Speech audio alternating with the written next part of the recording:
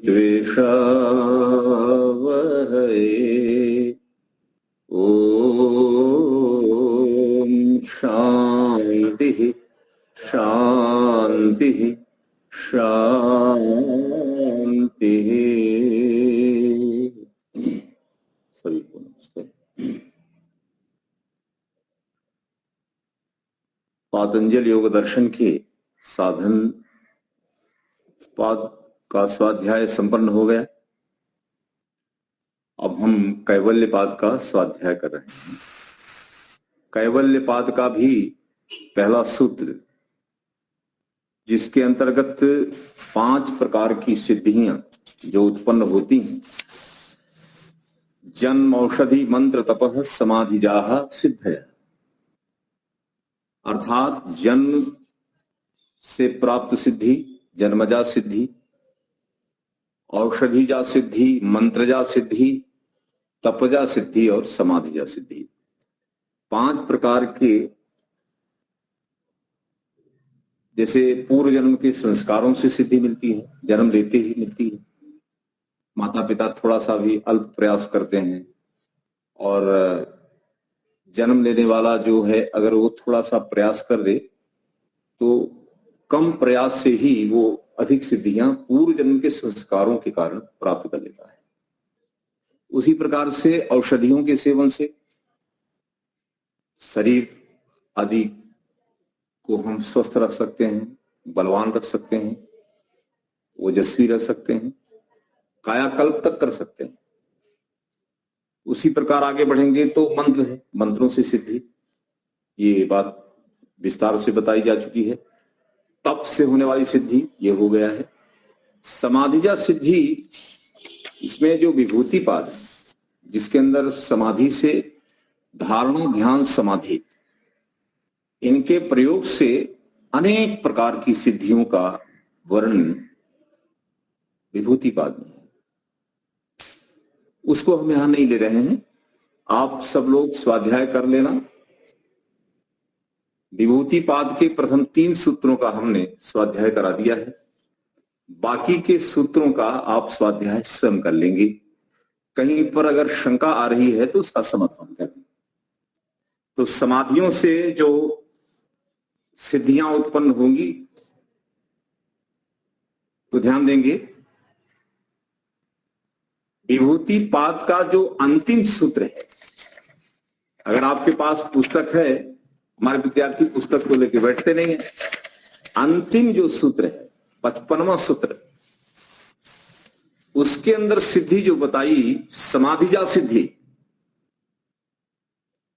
जो अंतिम सिद्धि आत्मा की है वो क्या है? सत्व पुरुषयोः शुद्धि साम्ये कैवल्यम इति। इति का मतलब यहां पर विभूति पाद का समापन है, अंतिम सूत्र है, जिसके अंदर क्या कहा? सत्व पुरुषयोः। सत्व का अर्थ है चित्त, मन, चित्त। कहीं कहीं पर बुद्धि का भी प्रयोग मन के लिए, चित्त के लिए किया गया है। तो कहीं पर अगर बुद्धि का प्रयोग हो रहा हो तो उसको आप चित्त ही मानना। उसको आप क्या मानेंगे? चित्त या मन या तो बुद्धि, तीनों समानार्थी पद हैं। इसलिए कभी भ्रमित नहीं होना है कि बुद्धि, जो निर्णय कराने वाला साधन बुद्धि, वो नहीं है। तो योग दर्शन में बुद्धि जो है वो पारिभाषिक पद के लिए, अर्थात मन के लिए, चित्त के लिए प्रयोग किया गया है। तो सत्व क्या मतलब क्या हुआ? अंतःकरण में जो चित्त है हमारा, जिससे हम योगी बनेंगे। योगः चित्त वृत्ति निरोधः। चित्त वृत्तियों अर्थात चित्त के अंदर जो तरंगें लौकिक निमित्त से बनती, उन सारी तरंगों को हम रोक देते हैं वैराग्य से। विवेक और वैराग्य से वृत्तियों को रोकना, और जैसे ही वैराग्य से, पर वैराग्य से सारी वृत्तियां रुक जाती हैं, विराम को प्राप्त होती हैं, तब परमपिता परमात्मा का प्रत्यक्ष होता है। वो समाधि है, मुख्य समाधि, जिसको हम कहेंगे असंप्रज्ञात निर्बीज समाधि। तो यहां स्पष्ट किया कि सत्व पुरुषयो, आप जब साधना करेंगे, तपस्या करेंगे, स्वाध्याय करेंगे, ईश्वर समर्पण बनाएंगे, अष्टांग योग का अनुष्ठान करेंगे, अभ्यास, वैराग्य, तपस्या आदि ये सब जब पुरुषार्थ करेंगे तो क्या होगा? तो यहां ऋषि कह रहे हैं कि सत्व पुरुष अर्थात चित्त और आत्मा दोनों का क्या होता है? शुद्धि साम्य, समान शुद्धि होने पर जब आप अनुष्ठान करेंगे तो चित्त भी शुद्ध होगा और आत्मा भी शुद्ध होगा। चित्त के अंदर अविद्यादि की वासनाएं हैं और आत्मा में भी अविद्यादि का ध्यान है। उल्टी जानकारी है। तो उल्टी जानकारी हो या सही जानकारी जो निमित्त से आई है वो आत्मा में रहेगी, और उल्टी जानकारी हो या सही जानकारी हो संस्कार के रूप में चित्त में रहेगी और ज्ञान के रूप में आत्मा में रहेगी, नैमित्तिक जो बाहर से आती है। तो आत्मा में जानने की योग्यता तो है क्योंकि वो चेतन है, ज्ञान गुण वाला है, इसके अंदर ज्ञान की प्रॉपर्टी है। तो ज्ञान गुण वाला होने से इसके अंदर अविद्या डाल दी तो अविद्या गुण वाला हो जाता है, विद्या आई तो विद्या गुण वाला होता है। इसको पता नहीं है कि विद्या विद्या क्या है, लेकिन ये जान लेता है।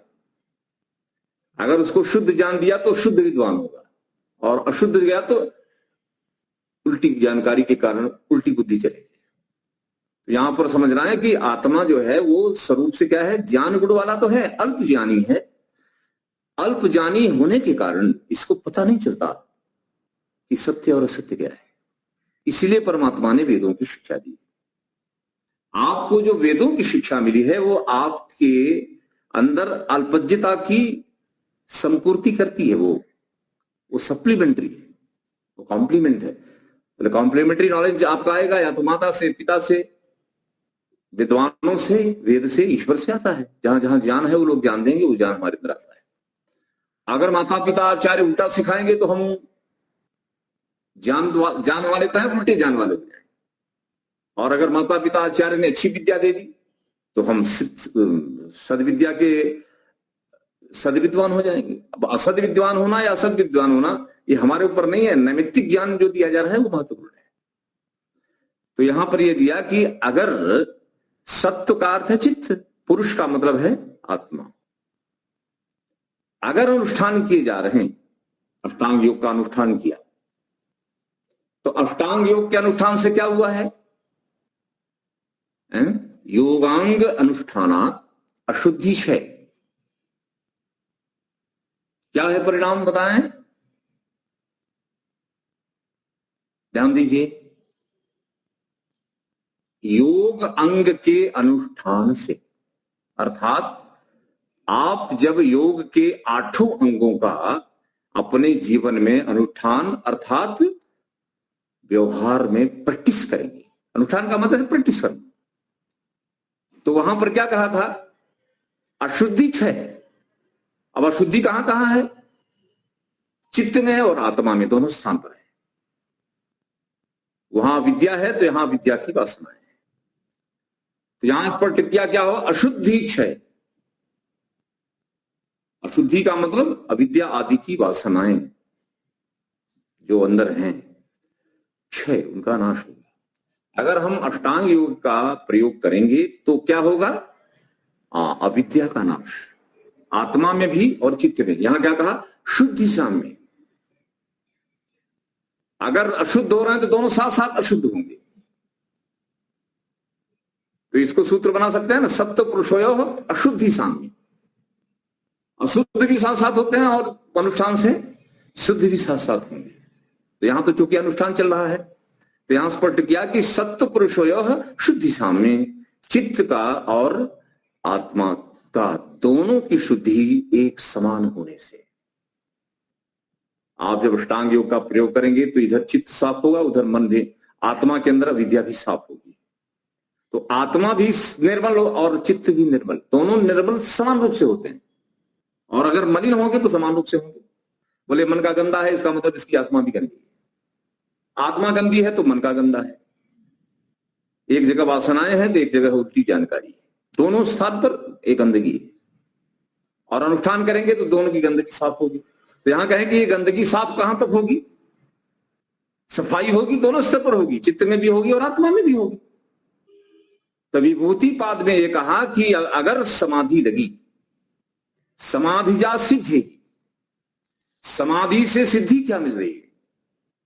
आपने असंप्रज्ञात समाधि में परम पिता परमात्मा के सच्चिदानंद स्वरूप का बोध किया, उस बोध से सिद्धि क्या मिली? बोले जितनी भी अशुद्धि है अपने मन और आत्मा में, दोनों प्रकार की अशुद्धियां नष्ट होंगी, यह है समाधिजा सिद्धि। अगर ईश्वर की अनुभूति नहीं हुई तो हम मन और हम आत्मा दोनों कभी शुद्ध नहीं होंगे, और अगर पूरी तरह शुद्ध नहीं हुए तो मोक्ष नहीं होना है।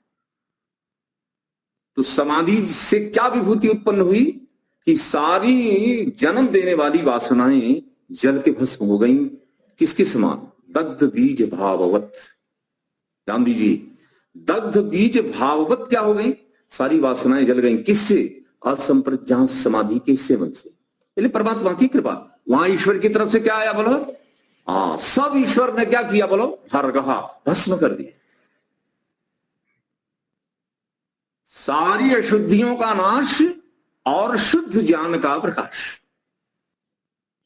ये हुआ है असंप्रज्ञात समाधि से उत्पन्न सिद्धि।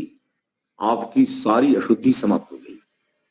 और आप सब जानते हैं, इतने समय से सुन रहे हैं कि जन्म का कारण कर्म। ध्यान दीजिए, जन्म का कारण कर्म नहीं, मुख्य रूप से वासनाएं। कर्म तो अनादि अनंत है, वो तो प्रवाह से रहेंगे, कर्म शून्य तो कभी नहीं होंगे। लेकिन अगर आप वासनाओं को शून्य कर दें तो मोक्ष हो जाएगा। तो समाधि से क्या उत्पन्न हुई? क्या उत्पन्न हुआ? मोक्ष उत्पन्न हुआ। तो मुख्य रूप से यहां स्पष्ट किया कि सत्य पुरुषयोः असंप्रज्ञात समाधि के सेवन से क्या सिद्धि मिलेगी कि पुरुष और चित्त दोनों समान रूप से शुद्ध हो गए, अर्थात दोनों में वासनाएं जल गई। अब आगे कहा कैवल्यम, यही मोक्ष है। कैवल्यम का मतलब आप मोक्ष में कब जाएंगे? जब आपके मन और चित्त, अर्थात चित्त में और आत्मा में वासनाएं सब जल जाएंगे। मन में अविद्या नष्ट होगी और आत्मा में, मन में अविद्या की वासनाएं नष्ट होंगी और आत्मा में जितना मिथ्या ज्ञान है उसकी सारी वासनाएं नष्ट होंगी। दोनों स्तर पर शून्य जब होंगे, एक भी अगर वासना रह गई तो जन्म होगा। जन्म के पीछे कारण वासना है, मिथ्या ज्ञान। मिथ्या ज्ञान बीज रूप में अगर पड़ा है तो अगले जन्म के बीज पड़े हैं तो फिर मोक्ष होने का प्रश्न ही नहीं है। इसलिए वासनाओं को हमको क्या करना होगा? निर्बीज। इसलिए हमने क्या कहा? असंप्रज्ञात समाधि, निर्बीज समाधि। अर्थात सारी वासनाओं को निर्बीज करने वाली समाधि का नाम निर्बीज समाधि। और वो सारी वासनाएं दग्ध बीज भाववत कब होंगी? ईश्वरानुभूति से होंगी। अन्य कोई भी निमित्त नहीं बनता जो आपकी आत्मा और चित्त को संपूर्ण शुद्ध कर दे। अर्थात ईश्वर के अतिरिक्त कोई भी आपको मोक्ष दिला नहीं सकता। इसलिए ईश्वर को हम क्या बोलते हैं? मोक्ष प्रदाता।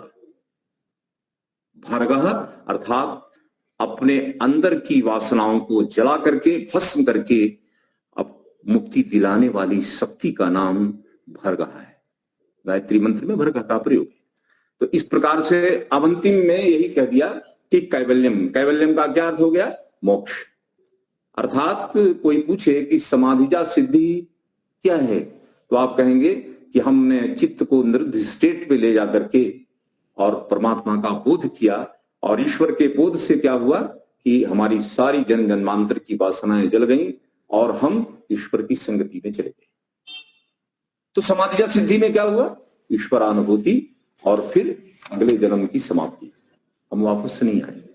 इस प्रकार का बोध होना ये मुख्य है। बाकी आप सब लोग क्या करेंगे? हाँ, विभूति पाद का अध्ययन कर लेंगे और सरल सरल हैं, कुछ उसमें कठिनाई नहीं आएगी। आपको पढ़ाया जा चुका है, आप अपने आप पढ़ेंगे तो आपको पता चल जाएगा। उसके अंदर 3 प्रकार की सूत्रों को 3 भागों में बांट सकते हैं। एक तो संभव कोटि के होंगे कि जैसे समाज आपने सुना कि जब आप ईश्वर की अनुभूति करेंगे तो चित्त और आत्मा दोनों समान रूप से शुद्ध होंगे और मोक्ष गति बनेगी। ये तो संभव है ना। लेकिन कुछ चीजें असंभव कोटि की भी। तो संभव कोटि, असंभव कोटि और परीक्षा कोटि। परीक्षा कोटि उनकी है जैसे अभी तक उसके विषय में परीक्षा करना शेष है, तो परीक्षा चल रही है। कुछ लोग कहते हैं कि भाई दीवाल के पीछे क्या रखा है, तो समाधि सिद्ध व्यक्ति बता सकता है, बिना आंखों के भी चित्त के सहयोग से बता सकता है। अर्थात चित्त में इतना सामर्थ्य आ जाता है कि वो दिखा सकता है। तो ऐसा अभी किसी ने प्रत्यक्ष नहीं किया है, सिद्ध नहीं किया है, लेकिन ये हम परीक्षा कोटि में इसको रखते हैं। हो सकता है कि मन की ऐसी विशेष शक्ति आ सकती है जिससे आप उस पार की चीज को दे सकते हैं। ये मानसिक शक्तियां आपकी डेवलप हो सकती हैं, लेकिन ऋषियों ने कहा क्या करोगे सब सिद्ध करके, अनावश्यक समय बिगाड़ने की आवश्यकता नहीं है। आप सीधे समाधि लगाओ और सीधे ईश्वर से संबंध बनाओ, अपना काम पूरा करो। ये सब दीवार के पीछे देखना, वो देखना और दूर से देखना और परकाया प्रवेश करना, हवा में उड़ना, आकाश में उड़ना, चंद्र तारों को, ये सब चीजें महत्व की नहीं है, इनसे फंसना नहीं है। इन सब सिद्धियों में जो फंस जाते हैं वो मुख्य सिद्धि रह जाती है। इसलिए आप सबको मुख्य सिद्धि पर केंद्रित रहना है। अब देखेंगे सूत्र संख्या 2, कैवल्यपाद, चौथा पाद है सूत्र संख्या 2। देखिए अब उसमें थोड़ा सा जो प्रकरण चलेगा उस पर ध्यान देना है। क्या है? भिन्न जाति के रूप में परिणत शरीर और इंद्रियां, शरीर में परिवर्तन और इंद्रियों में होने वाला परिवर्तन किस कारण से होता है? अब ध्यान दें, सूत्र बनाया गया, ऋषि ने बनाया। जात्यंतर, यहां कहा जात्यंतर परिणाम प्रकृत्या पूरात, सूत्र संख्या 2। क्या कहा जा रहा है? जात्यंतर परिणाम, जाति कहते हैं शरीर को। आपकी जो शरीर है ना, इसी का नाम जाति है। जाति का मतलब है जन्म से मृत्यु पर्यंत जो रहती है और समान रूप से रहती है। जन्म से मृत्यु पर्यंत जो रहे वो जाती है। आप इस शरीर में आए, जन्म से मिली, मृत्यु तक आपके साथ रहेगी। और ये नियम समान रूप से पूरे भूगोल पर नहीं, पूरे ब्रह्मांड पर लागू है। जन्म से जो प्राप्त हुई वही जाती है और उसमें परिवर्तन होंगे। शरीर में परिवर्तन होते हैं। तो शरीर में परिवर्तन होंगे या तो इंद्रियों के गोलक में परिवर्तन होंगे। और इस परिवर्तन से क्या होगा? शरीर में बल बढ़ सकता है। अगर आप शरीर पर ध्यान देते हैं तो शरीर बल बढ़ सकता है, शक्ति बढ़ सकती है, सामर्थ्य बढ़ाया जा सकता है, आयु बढ़ाई जा सकती है। और इंद्रियों के गोलकों का सामर्थ्य बढ़ जाता है। जैसे देखिए, मेरी इंद्रिय का गोलक सामर्थ्य कम हुआ तो चश्मा लगाना पड़ा। ऐसे कुछ लोग कान की मशीन लगाते हैं, कुछ लोग यहां हृदय के लिए पेस मेकर रखते हैं। तो इनकी शक्तियां कम हो जाने पर क्या होता है? हमको सपोर्टिंग सिस्टम, मानव सर्जित सपोर्टिंग सिस्टम लगाने पड़ते हैं। भगवान ने जो लगाया वो गोलक कमजोर हो गए, पंचमहाभूत के बने ना। आपका शरीर पंचमहाभूत वाला है और आपके शरीर में जिन गोलकों के सपोर्ट से इंद्रियां काम करती हैं वो भी पंचमहाभूत वाली हैं। तो आप अपने आहार आदि, भोजन आदि, औषधि आदि के प्रयोग से, योगाभ्यास आदि के प्रयोग से अपनी शरीर और इंद्रियों, जहां इंद्रियां काम करती हैं, उनके सामर्थ्य को आप बढ़ा सकते हैं। इस बात को लेकर के ये सूत्र आपके सामने है। तो क्या कहा कि जात्यंतर परिणाम, शरीर की अवस्था को आप बदल सकते हैं। जात्यंतर का मतलब है एक ही जो शरीर आपको मिली है उसी में परिणाम आप ला सकते हैं। बोले कैसे? तो यहां बताया कि प्रकृति आपुरात, उपादान कारण के शरीर में अपूरात का मतलब है प्रविष्ट होने से। अगर आपकी शरीर में उत्तम प्रकार के पदार्थों का प्रवेश कराया गया है, उपादान आप जो खाते हैं सब क्या है? प्राकृतिक पदार्थ हैं। तो ये प्राकृतिक पदार्थ की जब आपूर्ति आप शरीर में करेंगे, प्रवेश कराएंगे, तो परिवर्तन किसमें आएगा? पूरे शरीर में परिवर्तन आएगा और इंद्रियों के गोलकों में परिवर्तन आएगा, ये दो में परिवर्तन आएगा। इसलिए यहां स्पष्ट किया कि उत्तम भोजन, औषधि और योगाभ्यास के अनुष्ठान से क्या होगा? कार्यकारी संबंध है। अगर उत्तम प्रकार का पौष्टिक भोजन ले रहे हैं, उत्तम प्रकार की औषधियों का सेवन, पहले सुन लिया ना, औषधिजा सिद्धि, तो औषधियों से होने वाली सिद्धियां, उत्तम प्रकार के पौष्टिक आहार से आहार प्राप्त करके होने वाली सिद्धि, और योगाभ्यास अर्थात अष्टांग योग के अनुष्ठान से प्राप्त सिद्धियां, ये सारी के सारा परिणाम आपकी शरीर पर परिलक्षित होना है। ध्यान दीजिए। तो यहां स्पष्ट क्या किया कि प्रकृति आपूरात, प्रकृति का मतलब है मटीरियल जो आप इनपुट में डाल रहे हैं, चाहे वो भोजन हो, औषधि, जो आप इनपुट में डाल रहे हैं वो सब प्रकृति है। वो टेक्निकल टर्म, यहां पर एक पारिभाषिक पद प्रकृति का मतलब है उपादान। इस शरीर के अंदर डाले जाने वाले पदार्थ, चाहे भोजन हो, चाहे औषधि हो, या अष्टांग योग का प्रयोग, इन तीनों इनपुट्स का आउटपुट आपकी शरीर पर दिखेगा। आपकी गोलकों पर, आपकी जो चक्षु इंद्री काम करती है, गोलक यहाँ है, यहाँ श्रोत्र इंद्री का गोलक है, यहाँ पर घ्राण इंद्री का है, यहाँ रसन इंद्री का है, त्वचा का, तो पांचों ज्ञान इंद्रियों के गोलक अलग अलग है ना। इन एक गोलक सारे क्या है? इन्हीं गोलकों में इंद्रियां काम करती। इंद्रियां अभौतिक हैं, इंद्रियां भौतिक नहीं है। इंद्रियां प्राकृतिक कर सकते हैं लेकिन भौतिक नहीं कर सकते। आप जरा सा सृष्टिक्रम याद कीजिए। सृष्टिक्रम, सत्य रजस तमसाम साम्यावस्था प्रकृति, क्या है बोलो? सत्य, रज और तम, इन तीनों की कारण अवस्था का नाम प्रकृति, सामूहिक नाम है। प्रकृति तीनों का सामूहिक नाम है। तीनों में क्या है? कौन सी अवस्था है? साम्य अवस्था। साम्य अवस्था का मतलब है समान रूप से पड़ी है, कोई इंटरेक्शन नहीं है, आपस में कोई संयोग नहीं, सब बिखरी पड़ी है, कोई इंटरेक्शन नहीं, अपनी अपनी शक्तियां इंट्रोवर्ट किए हुए पड़ी। अब ईश्वर उनकी शक्तियों को जगाते हैं और उनको जोड़ते हैं। तो जब ये तीन पार्टिकल्स जुड़ते जाते हैं तो नई नई चीजें बनती जाती हैं सृष्टिक्रम में। तो प्राकृतिक तीन कणों से पहली चीज क्या बनी? बुद्धि बनी।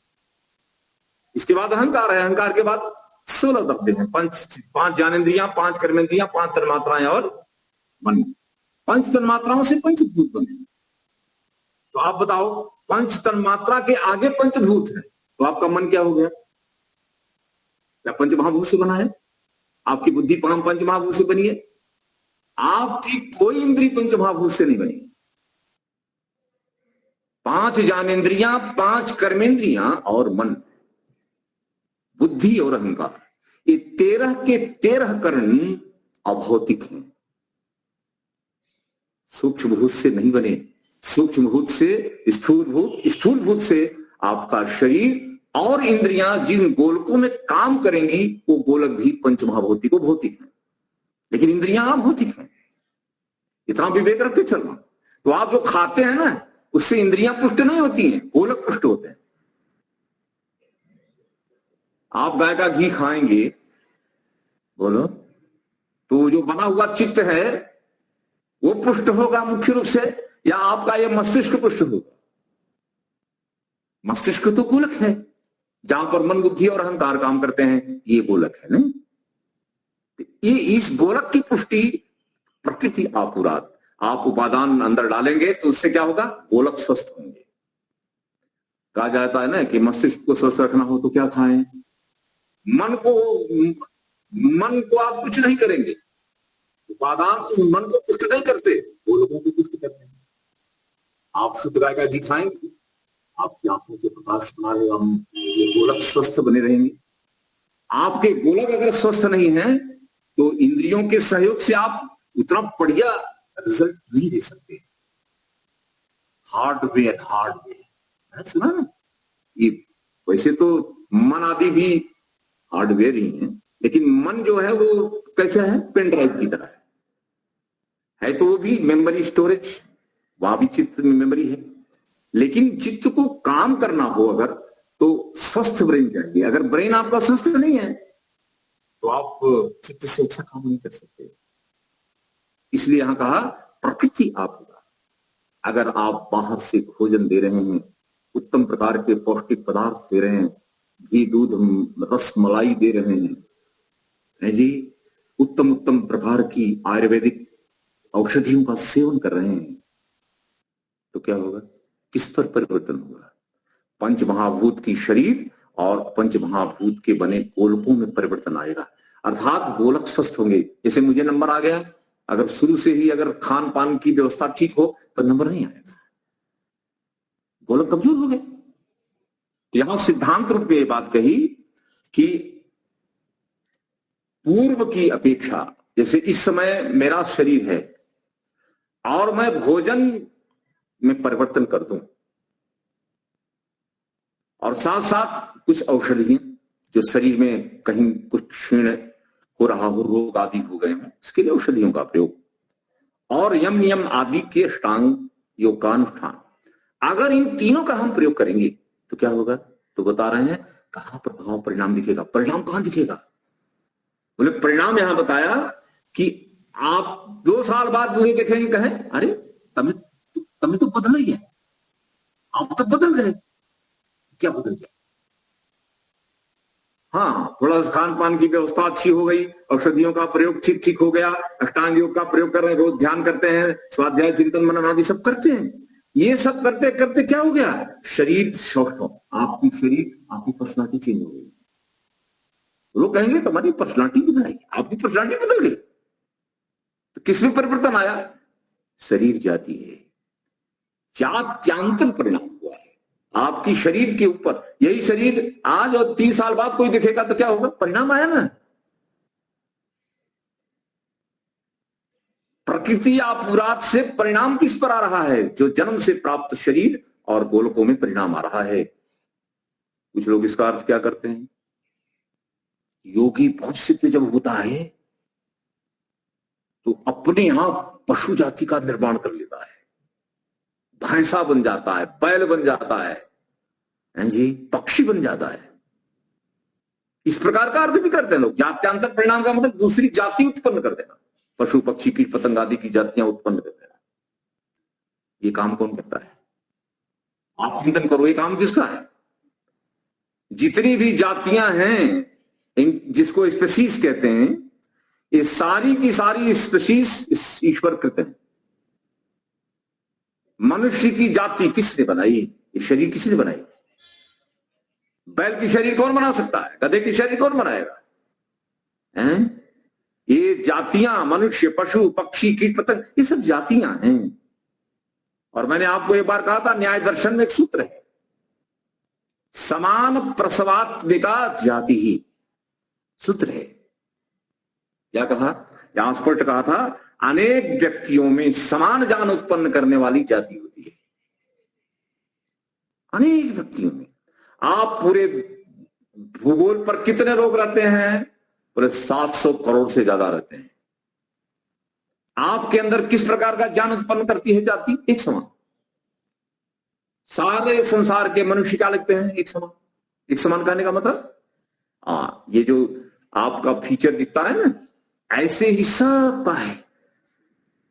कलर अलग से होता है, प्रोफाइल अलग से होती है, डिजाइन अलग हो सकती है, लेकिन ये अमेरिकन देखेंगे तो क्या कहेंगे? ये भी मनुष्य है। चाइनीज देखेंगे तो भी क्या कहेंगे? ये भी मनुष्य है। भारतीय को देखेंगे तो भी क्या कहेंगे? ये मनुष्य है। तो एक ही प्रकार का ज्ञान उत्पन्न कर रही है ना कि जाति। तो एक ही प्रकार का ज्ञान उत्पन्न जो कर दे उसका नाम जाति है। समान प्रसवात्मिका जाति है न्याय दर्शन। ये जाति नहीं है जो हम लोगों ने खड़ा किया है, ब्राह्मण क्षत्रिय वैश्य पटेल पता नहीं क्या दुनिया भर का। यही सुधार, ये सब जाति थोड़ी होती है। जाति मनुष्यकृत है, वो आपके कर्मों से मिलती है। पढ़ा था ना, क्लेश मूल कर्माशय, क्या होता है बोलो, दृष्ट अदृष्ट जन्म वेदनीय सती मूले तद विपाक जाति आयु होगा। जाति आयु भोग तो आपके सकाम कर्मों का फल है। कौन देता है फल? कौन फल देता है? हम इस जन्म में जी रहे हैं और जब शरीर छोड़ेंगे तो अगला शरीर कौन निर्धारण करेगा? अगली जाति का निर्धारण कौन करेगा? न्यायकारी ईश्वर करेंगे। तो सकाम कर्मों के आधार पर शरीर देना, जाति देना, ये तो ईश्वर का काम है। कोई बना सकता है? चींटी की टांग भी नहीं बना सकते। बात करने चले हैं है जी। एक बाल भी बना नहीं सकते। और अर्थ क्या कर रहे हैं? जात चांतर परिणाम प्रकृत्या पूरा, प्रकृति को लेकर के। और योगी सिद्ध जो है नई नई जातियों का निर्माण कर देता है। कभी गधा बन जाता है, कभी पशु बन गया, भैंसा बन गया। बोले कौन? अरे जाति परिवर्तन करने की स्थिति आ गई। ऐसा अर्थ नहीं है। प्रकृति की आपूर्ति से, उपादान की आपूर्ति से यही शरीर जो आपका मिला है, इसी में परिवर्तन होना है। आप दूसरी जाति का निर्माण नहीं कर सकते। ये निर्माण का कार्य ईश्वर का है, कोई नहीं कर सकता है। जान नहीं सकते तो बनाने का तो प्रश्न ही नहीं। आपकी शरीर जो बनी है ना, पंच महाभूतों से प्रभु ने बनाया। इसको बनाने का ज्ञान तो ईश्वर के पास है। ज्ञान जिसके पास है वही निर्माण करेगा। आपके पास, हमारे पास शरीर विज्ञान कहां है? कैसे बना है?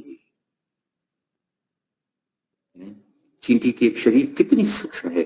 और आप पढ़ते अंदर तक चले जाओ, उनको बनाने वाला वैज्ञानिक ईश्वर है। जो बनाता है वही काम उसी का है। तो जाति ईश्वर सृष्टि। इसलिए अगर कोई कहे कि हमारे गुरु की भैंस बन जाते हैं, तो आप क्या कहेंगे? अरे इतनी ऊंची अवस्था को प्राप्त करके भैंस की जाति में जाएगा तो जैसी जाति होती है वैसी स्थिति बनती है। मनुष्य जाति में जो इस अवस्था बनती है, अगर जाति बदल जाए तो अवस्था बिगड़ जाए। इस जन्म में मनुष्य में है, अगले जन्म में हम ऐसा भी चले जाएंगे, हमारी स्थिति क्या हो?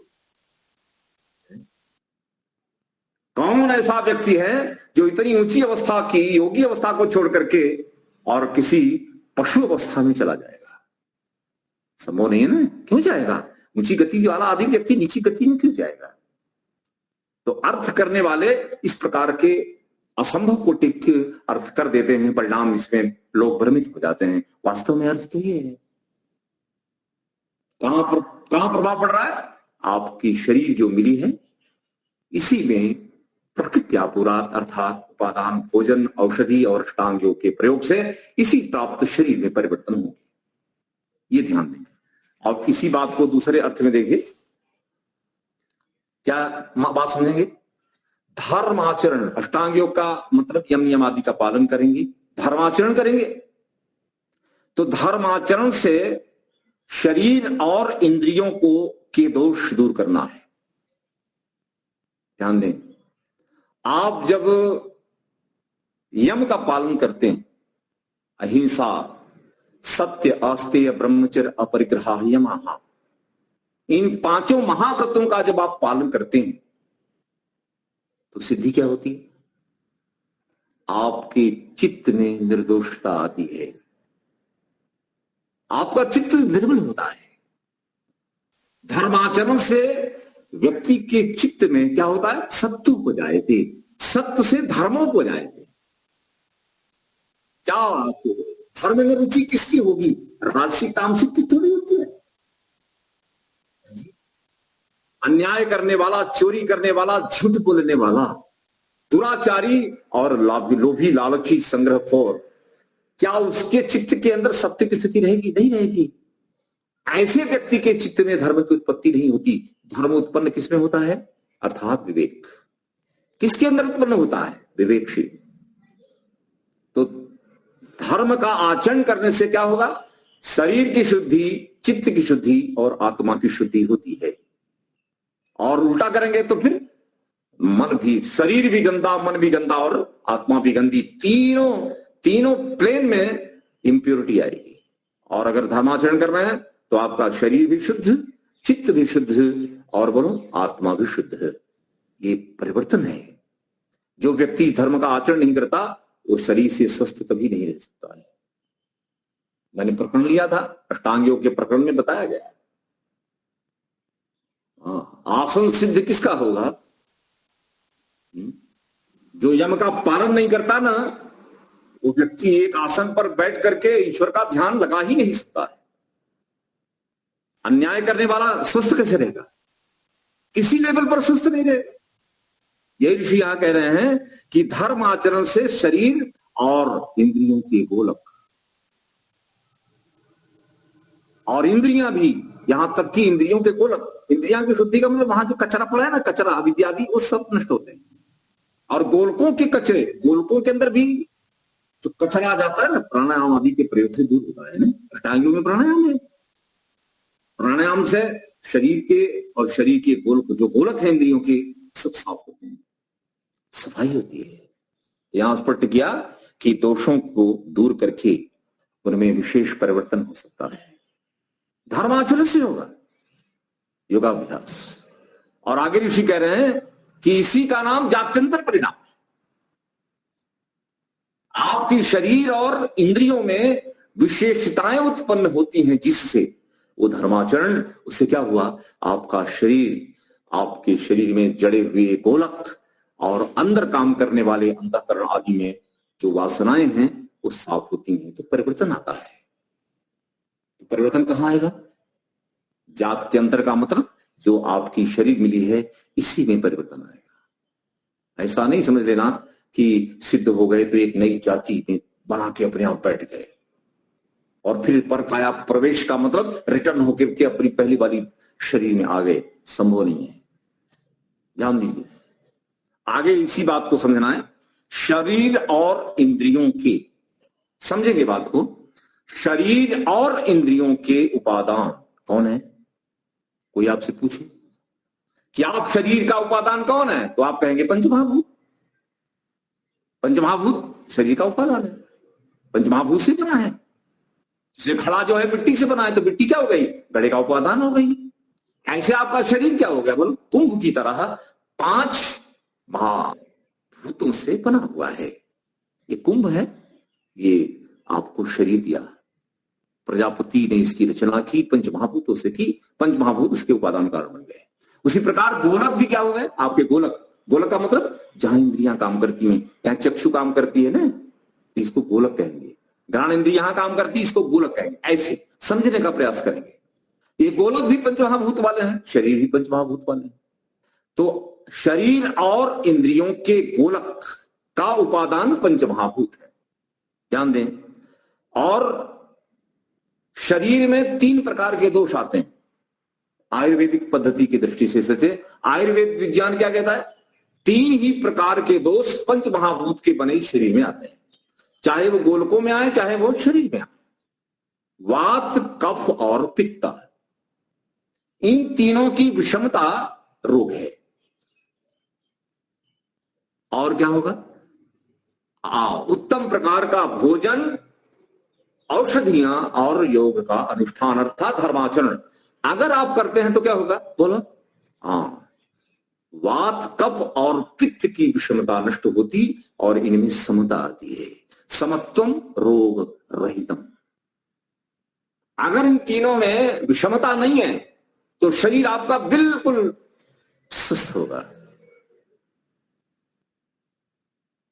और अगर विषमता आ गई तो फिर अवस्था परिवर्तन, आपकी शरीर में अवस्था, रोग पकड़ लिया तो लोग कहेंगे अरे 2 साल पहले आपका शरीर तो बहुत स्वस्थ था, क्या हो गया? बोले रोग हो गया। रोग ने कहां दिखाया परिणाम? जात्यांतर परिणाम कहां आया? शरीर पर आया। रोग से कमजोर हो गए। फिर क्या हुआ? उचित भोजन, आहार विहार और औषधियों के सेवन से फिर वो आदमी 2 साल बाद मिला, अरे आप तो बिल्कुल अच्छे हो गए। पहले की शरीर बदल गई और नई शरीर दूसरे स्वरूप में आ गई। कहां परिवर्तन आया? परिवर्तन कहां आया? आपको जन्म से प्राप्त शरीर में ही परिवर्तन आया। महर्षि ने लिखा कि जन्म से मृत्यु पर्यंत जो एक स्थिति में रहे वो जाति होती है, और बाकी आयु और भोग में परिवर्तन होते नहीं। ध्यान दीजिए, आपके पुरुषार्थ से जाति जन्म और मृत्यु के बीच में नहीं बदलती। क्या बदलता है? बोलो, क्या बदलता है? आयु और भोग। आयु और भोग दो बढ़ा सकते हैं वर्तमान जन्म में, लेकिन कहेंगे वर्तमान जन्म में जाति बदल जाएगी तो संभव नहीं है। जन्म से मृत्यु तक जाति वही रहेगी, मनुष्य जाति आपको मिली है। अगले जन्म में हो सकता है कि बहुत पाप कर दिए तो जाति परिवर्तन होगा। वो कौन करेगा? वो ईश्वर करेंगे। वो काम प्रभु का है। इसलिए जाति परिवर्तन न हो, कहीं हम मनुष्य जाति से कहीं इतर जाति में न चले जाएं, इसका ध्यान रखना है। इसलिए धर्माचरण करना आवश्यक है। धर्माचरण से वर्तमान जाति जो है ये भी कायाकल्प होगी, और अगले जन्म में भी आपको यही मनुष्य जाति से मिलती रहेगी। ध्यान दीजिए। तो क्या करना है? तो वात, कफ और पित्त तीन प्रकार की धातुएं आपकी शरीर में है, और इन्हीं तीनों की विषमता ही रोग है। आयुर्वेद इन्हीं का विचार करता है। और आगे इसके अंदर 7 प्रकार की धातुएं हैं। अब धातुओं में विषमता आती तो भी रोगी होता है। वात, कफ और पित्त ये दोष हैं। ये 3 प्रकार, ये त्रिदोष होता है। अगर ये विषम हो गए तो त्रिदोष से रोगी हुआ। और धातु वैषम्य में 7 प्रकार की धातुएं आपकी शरीर में, आपको जानना है ना, जानना चाहिए। सप्त धातु में कौन कौन आया? ध्यान दीजिए, बताया है मैंने पहले, थोड़ा सा एक बार पुनरावर्तन कर लीजिए। रस, आपकी शरीर में रस है, रस धातु है। वो कहां से आती है? आप बाहर से लेते हैं। जो आप बाहर से लेते हैं उसी का सप्त धातु में परिवर्तन होता है। रस क्या बना? रक्त बना। आहार लिया ना, तो आहार से क्या मिला? रस हुआ, रस आया। रस का आगे परिवर्तन क्या हुआ? वही रस रक्त में बदल गया। अब वही रक्त क्या हुआ? मांस में बदल गया। वही मांस चर्बी में, मेदा, मेदा का मतलब चर्बी, मेदस में बदल गया। वही जो आप खा रहे हैं ये हो रहा है शरीर में। 7 प्रकार की धातुओं का निर्माण, और एक दूसरे के अवस्थाओं में किस प्रकार से परिवर्तन हो रहा है ये आपकी शरीर में होता है। तो चर्बी बन गई, बोले आगे क्या होगा? बोले चर्बी से अस्थि, हड्डी, हड्डी, और हड्डी के बाद क्या है? मज्जा, मसल्स, मज्जा, और मज्जा के बाद अंत में कहा वीर्य।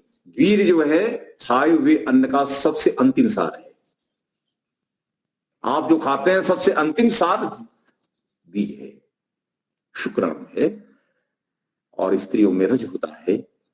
ये खाए हुए भोजन का अंतिम सार है, सबसे मूल्यवान है। जो व्यक्ति ब्रह्मचर्य का पालन करके इस वीर की रक्षा करता है उसके शरीर में रोग नहीं आते, गोलक कमजोर नहीं होते, इंद्रियां बिल्कुल बिल्कुल सही काम करेंगे, और शरीर भी ठीक काम करता है। इसलिए क्या कहा? ब्रह्मचर्य प्रतिष्ठायाम भी लाभः। ब्रह्मचर्य जिसके जीवन में आया, सिद्ध हो गया, उसको सबसे बड़ा लाभ किसका हो रहा है? बोलो, आप जो भोजन करते हैं उसका अंतिम सार वीर्य है, उसकी रक्षा होती है। और उसकी रक्षा कर दी तो शरीर भी स्वस्थ, और इंद्रियां भी, और चित्त आदि आत्मा भी स्वस्थ। सबको स्वस्थ रखना है तो ब्रह्मचर्य का पालन करें। और ब्रह्मचर्य का पालन अब आज की जो मेडिकल साइंस कहती है, इसके बारे में मैं भी आपको विस्तृत बताया हुआ है, ब्रह्मचर्य के पत्र में बताया है। वो ऑडियो आप सुन लीजिएगा तो विस्तार नहीं होगा, नहीं तो विस्तार दोष आएगा। यहां पर क्या कहा? और एक धातु जो 7 धातुएं बन गई, 8वीं धातु का नाम है ओज। ओज, ओजस। 7 तो ये हुई, 8वां ओज है। और वो ओज जो है वो धातु वीर से भी सूक्ष्म है, ये ध्यान नहीं। तो आप बताइए, इनकी विषमता से रोग उत्पन्न होता है। आपकी जाति अर्थात शरीर और इंद्रिय गोलकों में दोष उत्पन्न हो जाता है। तो आपको जो जाति मिली है उसमें परिणाम आते हैं। परिणाम ये नहीं करना है कि आपको नई बॉडी बना देना है, परिणाम आपको प्राप्त शरीर में ही आने वाले हैं।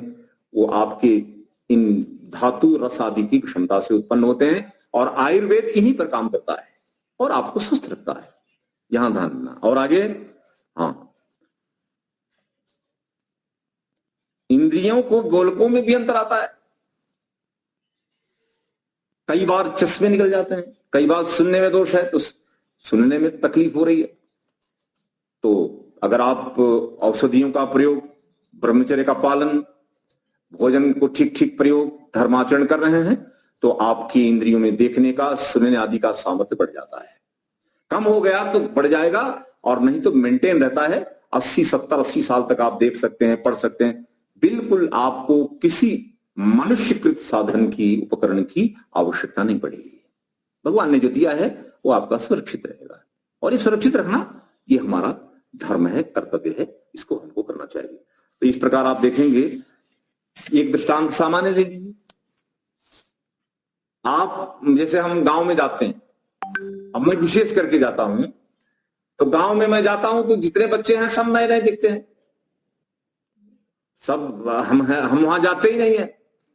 लेकिन एक आध बच्चे को अगर हमने पहले से देखा है, उसकी शरीर को, और 10 साल के अंतराल के बाद उसी को देखते हैं, बदल गए, बोले पहचान नहीं हो पा रही है।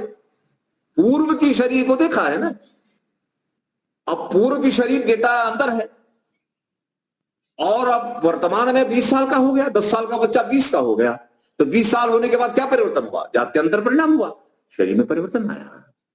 परिणाम 20 साल की शरीर वर्तमान की और 10 साल पहले की पूर्व शरीर, दोनों में अंतर है ना।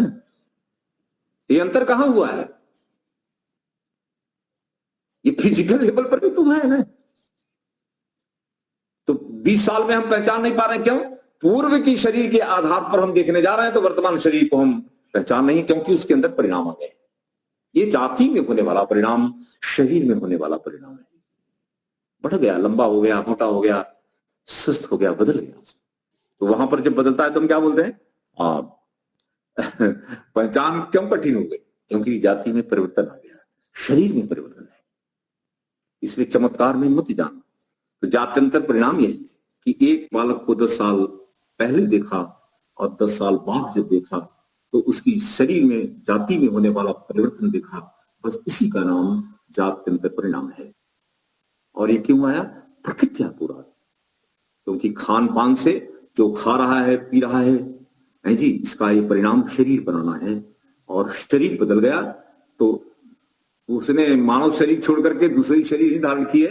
एक ही शरीर को धारण करके वो उचित भोजन, औषधियां और धर्म आचरण आदि, अनुशासन आदि का पालन करता हुआ अपने शरीर को अच्छी प्रकार से विकसित किया और बदल गया। तो ये परिवर्तन शरीर में हुआ है, और परिवर्तन शरीर को बदलकर दूसरी जाति में नहीं हुआ है। ये ध्यान रखना है, न कोई कर सकता है। ये मैंने आपके सामने बात रखी है।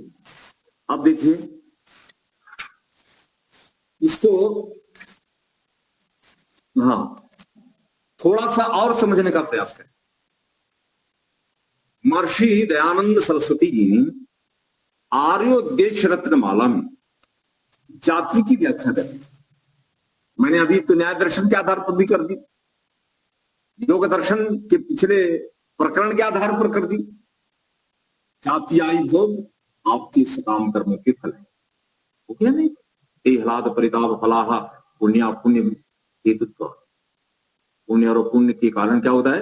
पाप पुण्य होते हैं, उसी के अनुसार आपको शरीर मिलता है। सुख दुख जो भी मिलता है शरीर के कारण मिलता है। और वो शरीर कैसे मिली है?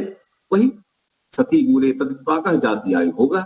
मूल में अगर विद्या आदि से किए गए कर्म हैं, तो उन्हीं कर्मों से आपको जाति आयु और भोग प्राप्त होता है, और ये न्यायकारी ईश्वर करते हैं। ये बातें आपको स्पष्ट हो गई। अब महर्षि के शब्दों में, बहुत सारे शब्दों में ऋषि ने लिखा क्या? जाति जो जन्म से लेकर मरण पर्यंत बनी रहे। या आपको शरीर कब तक बना रहेगा आपके पास? जाति से लेकर मरण पर्यंत ये रहेगा और इसी में परिवर्तन होंगे। कौमारम यौवनम जरा, परिवर्तन कहां है? गीता में भी कहा ना, कौमारम यौवनम जरा, कौमार अवस्था, यौवन अवस्था और जीर्ण अवस्था, वृद्ध अवस्था, किसका परिणाम है? एक ही शरीर में होने वाला परिणाम। इसी शरीर में हम शैशवावस्था में थे, इसी शरीर में हम किशोर हुए, इसी शरीर में वयस्क हुए, बाद में इसी शरीर में धीरे धीरे वृद्ध होकर के और बाद में वृद्ध शरीर छोड़कर चले गए। ये परिवर्तन कहां हो रहा है? ये परिणाम कहां हो रहा है? कौमार अवस्था शरीर की, आत्मा की हो रही क्या? कुछ नहीं, आत्मा में कोई परिवर्तन नहीं है, परिवर्तन प्राप्त जाति शरीर में है। इसलिए ऋषि कह रहे हैं कि जन्म से लेकर मरण पर्यंत जो क्या रहती है, बोलो, आप बनी रहे, आपने जन्म दिया, मृत्यु पर्यंत शरीर आपके साथ रहे, जाति है। आपको जन्म ये जो मिला है शरीर का, मनुष्य का, एक अमुक वर्ष के लिए है। आयु, आयु भी कर्म का फल है। तो आपको आयु मिली है, जन्म से मृत्यु के बीच का काल आयु है, उतने काल के लिए आपको मिली है। और ऋषि ने कहा जो अनेक व्यक्तियों में एक रूप से प्राप्त हो। सारे भूगोल पर देख लो, जन्म से मरण पर्यंत वही के वही सबकी रहती है। तो समान प्रसव आत्मिका जाति है, सब जगह यही देखेंगे, जन्म से मरण पर्यंत जो एक समान बनी रहती है। और आगे क्या कहा? ईश्वर कदम, कितना बड़ा सिद्धांत ऋषि ने रखा। ईश्वर कृतम, जाति ईश्वर कृता। अब लोग बोलेंगे ये ये जाति जो हमारे देश के राजनीति की दृष्टि से जाति है, बोले तुम्हें कया जाति ना, तुम्हें कया जाति ना, आप किस जाति के हैं, आप किस जाति के हैं, और इस जाति के, तो कहेंगे जाति ईश्वरकृत है। तो यहां एक बार मैंने सत्यार प्रकाश पढ़ रहा था तो जाति वहां ईश्वरकृत आई थी। मैंने कहा भगवान ने जातिवाद खड़ा कर दिया, ये तो जातिवाद ईश्वर कृत है। नहीं, तो वहां आप समझ में आता है कि ईश्वर कृत होने का मतलब आपको जो शरीर मिला है ये शरीर ईश्वर कृत है। चातुर्वर्ण्य सिस्टम, वहां पर तो वर्ण व्यवस्था है और यहां पर तो जाति दी आपको, मनुष्य जाति एक, पशु जाति एक। अब उस जाति में समानता क्या है? पूरे पृथ्वी पर देख लो, जन्म से मरण पर्यंत सबके साथ समान वही रहती है। बीच में तो बदलती नहीं है कि बदलती है? नहीं बदलती। आप बदल सकते हैं? नहीं बदल सकते। जिसको आप नहीं बदल सकते वो जाति है। आप आयु और भोग बदल सकते हैं, जाति नहीं बदल सकते। इसीलिए ऋषि कह रहे हैं जाति ईश्वर क्रम, अर्थात मनुष्य, गाय, अश्व, वृक्ष आदि ये समूह है, ये जाति शब्दार्थ से लिए गए। इसलिए जाति शब्द का अर्थ कभी ये मत लेना जो हमारे देश में फैला है। जाति का मतलब आपको इस जन्म में आपने जो कर्म किए, अगले जन्म में जो आपको योनि मिलेगी वही जाति है। इसको ध्यान में रखना है। तो इस प्रकार क्या सिद्ध हुआ? सिद्ध क्या हुआ कि मनुष्य अपने मनुष्य शरीर को पशु आदि जातियों में परिवर्तित नहीं कर सकता, क्योंकि जाति ईश्वर कृतम। समझ में आ रहा है ना? अच्छी तरह से समझ में आ रहा है? और नहीं तो कल आप भी जाके कहने लगो भगवान जातिवाद, जाति तो भगवान ने बनाई। तो यहां समझ लेना अच्छी तरह से। और आगे स्पष्ट क्या किया ऋषि ने? मनुष्य आदि की शरीरी, मनुष्य आदि पशु आदि जितनी भी शरीरी हैं, इंद्रियां और मन की रचना, क्या बोलो? शरीर की रचना, इंद्रियों की रचना कौन करेगा? मन की रचना, अर्थात जो आपका सूक्ष्म शरीर है, स्थूल है, इन शरीरों की रचना पूर्ण रूप से कोई योगी कभी जान ही नहीं सकता। तो फिर बोलो रचना करने की बात ही कहां है? जिस बने हुए पदार्थ को आप पूरा जान नहीं सकते जी, तो उसकी रचना करने का प्रश्न उठता है। कोई संसार का योगी जितना बड़ा सिद्ध क्यों ना हो जाए, वो किसी भी जाति का निर्माण नहीं कर सकता है। ये बात ऋषि ने यहां पर बिल्कुल स्पष्ट की, प्रमाणों से पुष्ट कर दिया। इसको दिमाग में रखना है। अब आगे देखिए, अगला वाला जो सूत्र है वो कुछ इससे मिलता जुलता है, लेकिन थोड़ा सा वो अलग है। बोले कैसे? सूत्र संख्या 3। अभी हमारे पास 2-3 मिनट का समय है, सूत्र पाठ करके कक्षा को समाप्त करेंगे। क्या है? निमित्तम अप्रयोजकम, निमित्तम अप्रयोजकम प्रकृति नाम। प्रकृति का मतलब क्या बताया था पिछले सूत्र में? उपादान। आप जो खाते पीते हैं वो प्रकृति है, भोजन है, औषधियां, ये सब प्रकृति के नाम से जानी जाती हैं। तो यहां कहा निमित्तम, निमित्त का यहां कहा धर्माचरण, धर्माचरण करना। बोले धर्माचरण का काम क्या है और प्रकृति जो आप ले रहे हैं उसका काम क्या है, दोनों को समझना है। धर्म आचरण से क्या होने वाला है और जो आप उपादान पदार्थों का सेवन कर रहे हैं उससे क्या होने वाला है, दोनों को अलग अलग कर लो तो ज्यादा स्पष्टता हो जाएगी। क्या कहा यहां? निमित्तम अप्रयोजकम। आप जो धर्माचरण करते हैं वो अप्रयोजकम, वो क्या है? उपादान जो आप खाते हैं ना उसका प्रयोजक नहीं है। क्योंकि हम तो धर्माचरण करते हैं तो धर्माचरण करने से हमारा शरीर बदल गया, खाते पीते कुछ नहीं है, खाते पीछे नहीं है और हम अष्टांग योग का अनुष्ठान करते हैं। तो अष्टांग योग का अनुष्ठान करोगे और खाओगे पियोगे नहीं तो जाति पर क्या परिणाम आएगा?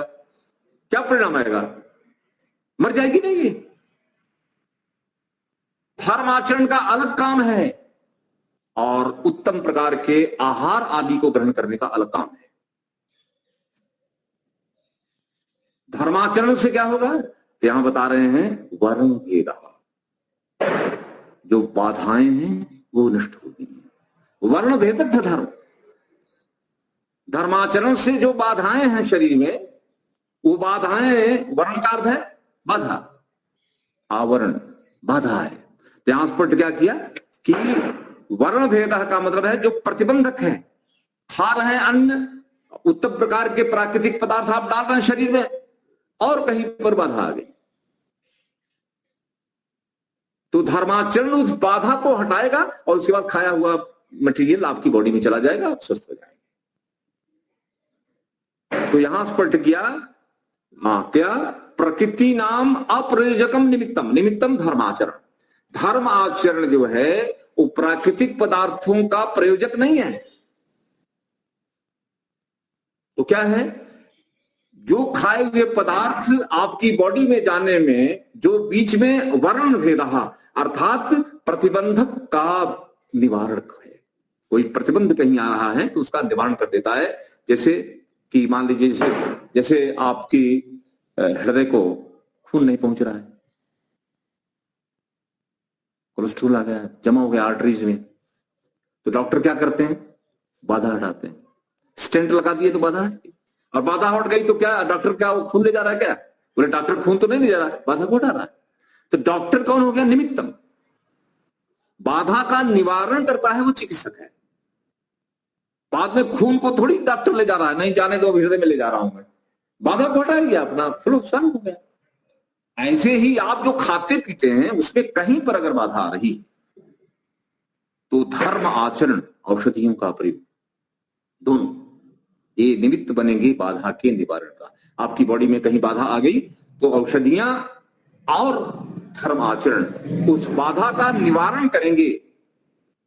बाकी ये कहो कि हम खाएंगे पिएंगे नहीं और मात्र औषधि और धर्म का आचरण करेंगे तो अपनी जाति पर कोई परिवर्तन होगा क्या? ये निर्बल होकर, कमजोर होकर के समाप्त हो जाएगी। इसलिए यहां ऋषि कह रहे हैं कि बोले उदाहरण किसका का? ततः, उस धर्म आदि निमित्त से क्या नहीं होगा? वर्ण भेद होगा, अर्थात प्रतिबंधक कारण को हटाया जाएगा। इसके बाद जो भी खाया पिया है वो शरीर में जाएगा और वो शरीर की जाति में परिवर्तन करेगा, स्वस्थ करेगा, उत्तम बनाएगा। और कैसे? बोले किसान के समान। यहां क्या कहा? क्षेत्रिकवत किसान के समान। किसान क्या करता है? पानी एक खेत में पानी भर रहा है, अब पूरा का पूरा खेत पानी से भर गया। अब दूसरे खेत में पानी ले जाना हो तो क्या करना होगा? क्या किसान पानी को उठाकर दूसरे खेत में ले जाता है क्या? कैसे ले जाता है पानी एक खेत में से दूसरे खेत में? तो वहां क्या बोला था? वर्ण भेद। वर्ण का मतलब है बाधा। बाधा कौन सी? मेड़। मेड़ पाड़ा होता है ना, पाड़ा मेड़। मेड़ को सिर्फ तोड़ देना है, वहां वर्ण भेद। पानी अपने आप चला जाएगा, पानी अपने आप चला जाएगा। तो किसान का काम क्या है? वर्ण भेद। पानी को नहीं ले जाना है उसको, मात्र पानी जाने में आई हुई बाधा का निवारक है। तो जो काम किसान का, वही काम धर्माचरण और औषधियों का है। जो काम किसान करता है, आवरण को भेदता है, पानी अपने आप एक खेत से दूसरे खेत में चला जाता है। ऐसे ही धर्माचरण और औषधियों का सेवन बाधाओं को दूर करता है, और जैसे ही बाधाएं हटती हैं, अपने आप क्या होगा बोलो? खाया हुआ उत्तम प्रकार का भोजन, अन्न जो जी आप लेते हैं, वो आपके शरीर में अपने आप चला जाएगा, पाचन होगा, अनेक प्रकार के रसों में परिवर्तन होगा, आपकी जाति में परिवर्तन, अर्थात शरीर स्वस्थ हो जाएगा। समझ रहे हैं ना? इसलिए ना कहना कि हम धार्मिक हैं इसलिए हमको खाना पीना बंद। ऋषि कह रहे हैं खाया खूब करो, खूब अच्छे प्रकार के उत्तम भोजन का सेवन करो और धर्माचरण करो। अगर दोनों ठीक मिल गए तो 100 साल तक कुछ नहीं होगा। क्यों? धर्माचरण करते हैं तो बाधा ही नहीं होगी। जब बाधा बॉडी में नहीं होगी तो कंटिन्यूअस उत्तम पदार्थों का फ्लो बॉडी में सहज रूप से चलता रहेगा, कोई बाधा नहीं आएगी। न हार्ट फेल होने वाला, न कहीं और आर्टरीज ब्लॉक हो गई, ब्लॉकेड वॉकेड कुछ नहीं होने वाला है। तो धर्माचरण करो, उत्तम प्रकार की औषधियों का सेवन करो और खूब अच्छे अच्छे उत्तम प्रकार के पौष्टिक भोजन का प्रयोग, दोनों के सम्यक प्रयोग से आप स्वस्थ रहेंगे। इसी बात को आप ध्यान में रख करके आगे चलें। तो समय की मर्यादा को देखते हुए यहां समय संपन्न हो रहा है। अब हम लोग शांति पाठ करेंगे। ओम जहु शांतिरंतरिक्षं शांति, पृथ्वी शांतिरापः शांतिरोषधयः शांति, वनस्पतयः